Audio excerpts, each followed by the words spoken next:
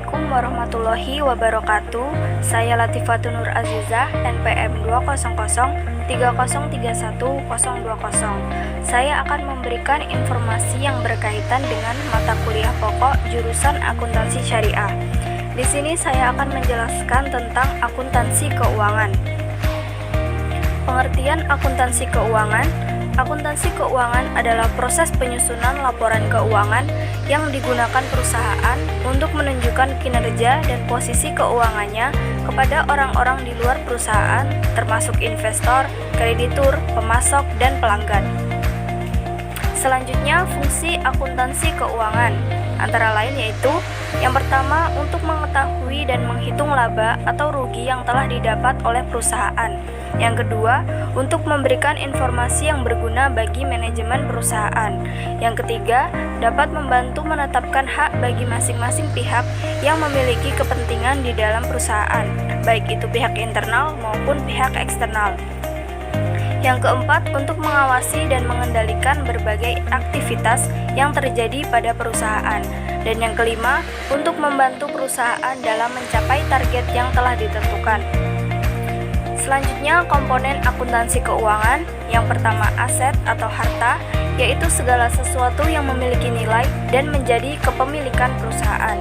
Yang kedua, liabilitas atau kewajiban, yaitu kewajiban perusahaan untuk membayar sejumlah uang tertentu baik kepada pihak lain maupun pihak internal. Yang ketiga, equity atau ekuitas, yaitu kewajiban perusahaan terhadap pemilik modal yang menanamkan modalnya ke perusahaan. Yang keempat, income atau pendapatan, yaitu uang yang didapatkan perusahaan atas operasional usaha, misalnya dari penjualan barang atau jasa. Dan yang kelima, expense atau biaya atau pengeluaran, yaitu uang yang dikeluarkan perusahaan untuk membiayai operasional perusahaan. Selanjutnya, laporan keuangan dalam akuntansi. Yang pertama adalah laporan neraca. Laporan ini menyediakan informasi tentang posisi keuangan sebuah entitas pada titik waktu tertentu. Dalam laporan posisi keuangan disajikan aset, liabilitas, dan ekuitas sebuah bisnis. Yang kedua, laporan laba atau rugi, menyajikan laporan laba bersih atau rugi bersih sebuah usaha selama periode tertentu. Dalam laporan ini disajikan pendapatan yang dihasilkan dan biaya yang terjadi selama periode tertentu. Yang ketiga, laporan perubahan modal, merangkum perubahan atau penyesuaian ekuitas selama periode tertentu, yaitu periode yang sama dengan laporan laba rugi. Pada laporan ini disajikan perubahan pada modal dan laba ditahan. Yang keempat, laporan arus kas, menunjukkan jumlah uang yang masuk maupun yang keluar dari perusahaan selama periode tertentu, yaitu periode yang sama pada laporan laba rugi dan laporan perubahan modal, meliputi aktivitas operasi, investasi, dan keuangan. Selanjutnya yaitu tahapan pembelajaran akuntansi keuangan. Yang pertama yaitu pengantar akuntansi dasar, yang kedua akuntansi keuangan menengah, dan yang ketiga akuntansi keuangan lanjutan.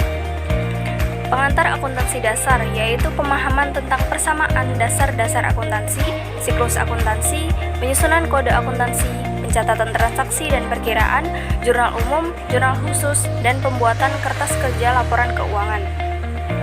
Yang kedua, akuntansi keuangan menengah, yaitu pemahaman tentang prosedur akuntansi dan keuangan, meliputi kebijakan dan prosedur kas dan setara kas, persediaan, piutang, aktiva tetap, hutang, dan pajak. Dan yang ketiga, akuntansi keuangan lanjutan, mempelajari tentang pembentukan persekutuan atau penggabungan usaha, integritas penyajian laporan keuangan, dan analisa laporan keuangan. Selain itu juga tentang penyusunan laporan keuangan konsolidasi, perubahan kepemilikan saham, penjualan konsinyasi, likuidasi penjualan angsuran, serta investasi saham. Sekian dari saya, terima kasih. Wassalamualaikum warahmatullahi wabarakatuh.